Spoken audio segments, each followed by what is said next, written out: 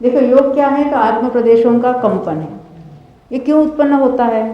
तो नाम कर्म जो है ना, शरीर नाम कर्म के उदय से। कौन से शरीर नाम कर्म है? अभी कर्म के लिए कौन सा? कारवान शरीर नाम कर्म का उदय कब से चल रहा है? अनादि से। कब रुकेगा? हाँ, 13वें के अंत में रुकेगा। तब तक क्या होगा? हर समय जीव कर्म का ग्रहण करेगा। शरीर नाम कर्म के उदय में जीव में ऐसी शक्ति नहीं, विभाव है। कर्म के निमित्त से जो जो हो रहा है जीव स्वयं कर रहा है, पर वो सारे उसके विभाव है। क्या हो रहा है उसमें?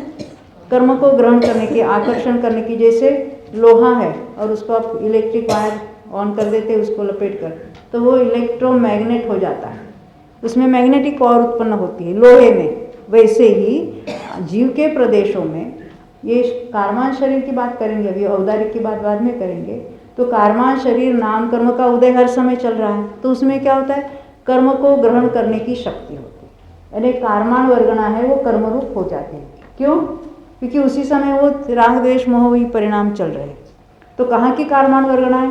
पूरे विश्व में से कारमान वर्गना यहाँ आती है क्या? हाँ हाँ, वहीं पर जितना जीव के प्रदेश है, जितनी उसकी एरिया है, वहीं पर स्थित जो कारमान वर्गना है, अनंत अनंत पड़ी है, उसमें से कुछ कारमान वर्गना, अनंत में भाग प्रमाण कारमान वर्गना, जो उस समय कर्मरूप परिणमने की योग्यता उसमें उपादान की है, वो उस समय कर्मरूप परिणमित होती है। क्या कहा? ये योग क्या है कि जीव में ये जो कर्मों को आकर्षित करने की शक्ति है, तो हम कहेंगे इतने कर्म के परमाणु वहाँ बंद है, तो ये योग के कारण होते हैं। वो योग अकेला योग नहीं, उसके साथ ये मिथ्यात्व विरति वगैरह वगैरह भी है। तो उसके कारण जो यथा योग्य वहाँ प्रकृति आती है, यानी वो प्रकृति रूप परिणमन होता है, वो योग के कारण होता है। अभी तो हम इतनी उसकी स्थूल चर्चा करेंगे। और हमने दूसरी क्या बात है? कषाय किसको कहना? तो मोह राग द्वेष के जो परिणाम है उसी को यहाँ हम कषाय कहेंगे, जिसको हमने मिथ्यात्व अविरति प्रमाद और कषाय ऐसा नाम दिया था। तो इनके कारण ये कर्मों का बंध हो रहा है।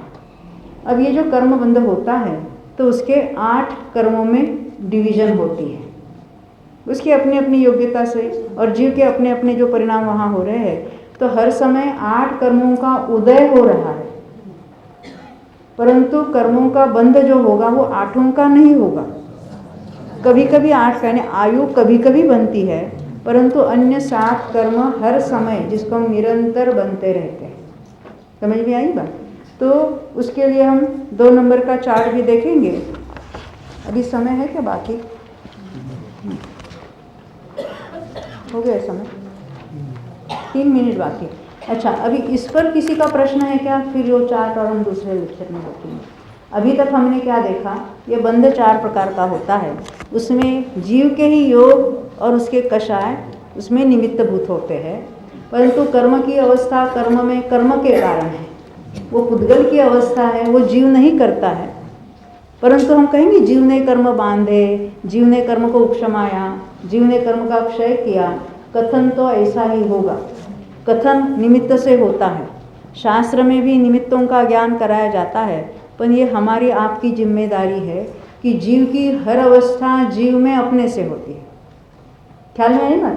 ये बात हर समय ख्याल में रखकर ही हमको आगे बढ़ना है, नहीं तो पहले से ही अनादि से जीव की कर्मा निमित्ताधीन दृष्टि, निमित्ताधीन दृष्टि का अर्थ है निमित्त से ही परद्रव्य का कार्य होता है, ऐसी उल्टी मान्यता है, उसको कहेंगे निमित्ताधीन दृष्टि।